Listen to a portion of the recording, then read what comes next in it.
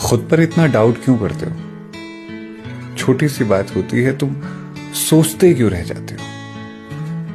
अरे तुम जो हो, जैसे हो, यकीन मानो अच्छे हो।